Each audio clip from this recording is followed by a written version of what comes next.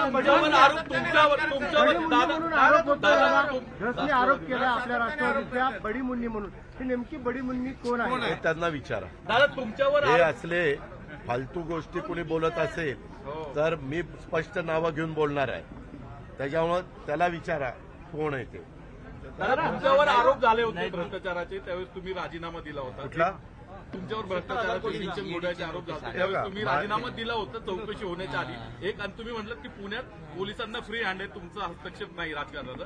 बीडमध्ये तो हस्तक्षेप होतोय, त्यामुळे मुंडेंचा राजीनामा घ्यावा असं म्हटलं. म्हणून त्याच्यामध्ये 3 एजन्सीज इन्क्वायरी करताय, सीआयडी करताय, एसआयटी करताय.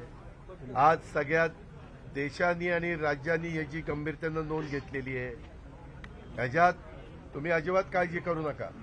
अजिबात कुणाला तिथं मोकळं सोडलं जाणार नाही. फक्त त्यांचे पुरावे, त्यांचे तिथं फोनवर झालेलं संभाषण किंवा जे आरोपी सापडलेले आहेत त्यांना कुणी सांगितलं हे दुष्कृत्य करण्याच्या करता, ह्याचा पुरावा तर पाहिजे ना.